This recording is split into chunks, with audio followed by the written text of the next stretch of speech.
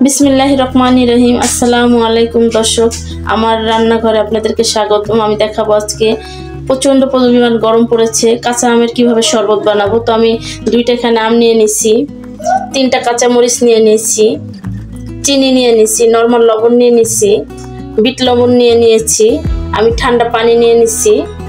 তো আমি আজকে দেখাবো কিভাবে আমি কাঁচা আমের শরবত বানাবো, আমার সাথেই থাকুন দর্শক। আমার আমটা কাটা হয়ে গেছে, এখন আমি ব্লেন্ড করে নেব আমটা। দর্শক, আমি ব্লেন্ডারটা ধুয়ে পরিষ্কার করে নিয়েছি, এখন আমি আমটা দিয়ে দেব।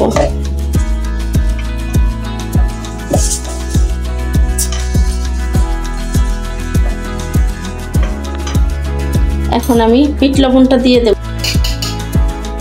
এখানে আমি 2 চা চামচ চিনি দিয়ে দেব।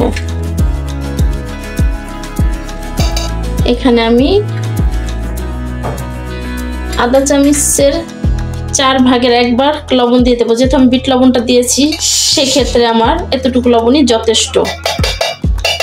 আপনারা চাইলে পুদিনা পাতা দিতে পারেন, ধনিয়া পাতাটাও দিতে পারেন।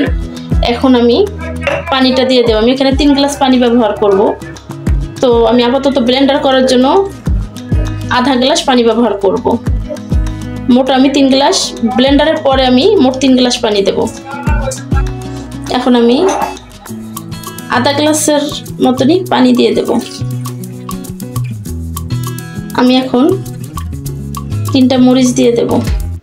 আপনারা চাইলে ঝাল কমিয়েও দিতে পারেন বা বাড়িয়েও দিতে পারেন, আপনাদের স্বাদ অনুযায়ী।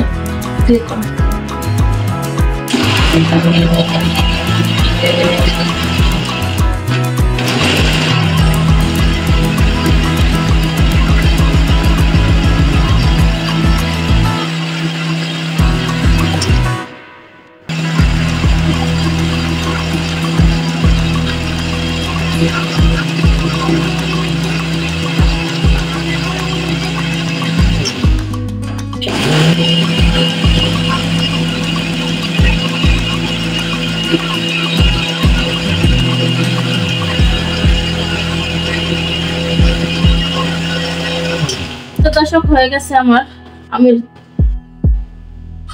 জুস মিশ্রণটা। এখন দেখে নেব কিরকম হয়েছে। দেখতেই পাচ্ছেন খুব সুন্দর পেস্ট হয়ে গেছে। আমি এখানে এখন 2.5 গ্লাস পানি মিলাবো। যেহেতু আধা গ্লাস পানি আমি আগে দিয়েছি, এখন আমি 2.5 গ্লাস পানি মিলাবো। দর্শক, এই মিশ্রণটা আমি এখন এই বলের ভিতর ঢেলে নেব, কারণ এটা ভিতরে যথেষ্ট পরিমাণ জায়গা নেই, যার জন্য আমি এখন বলে ঢেলে পানিটা অ্যাড করব। এখন এখানে আমি 2.5 গ্লাস পানি অ্যাড করে দেব।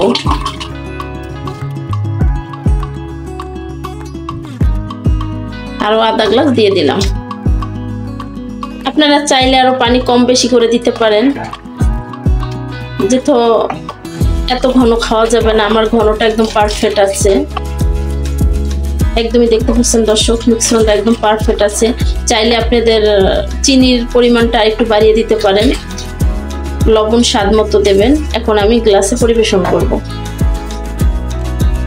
দর্শক, হয়ে গেল আমার আমের জুস। এভাবে করে আপনারা বাসায় ট্রাই করবেন। এই গরমে প্রতিদিন এভাবে আমের জুস অথবা আমড়ার জুস, পানি জাতীয় যে ফলগুলো আসে সেই সমস্ত জুস আপনারা প্রতিদিন চেষ্টা করবেন খাওয়ার জন্য, শরীর সুস্থ থাকবে। আল্লাহ হাফেজ দর্শক, আমার রান্না চ্যানেলের সাথে থাকবেন।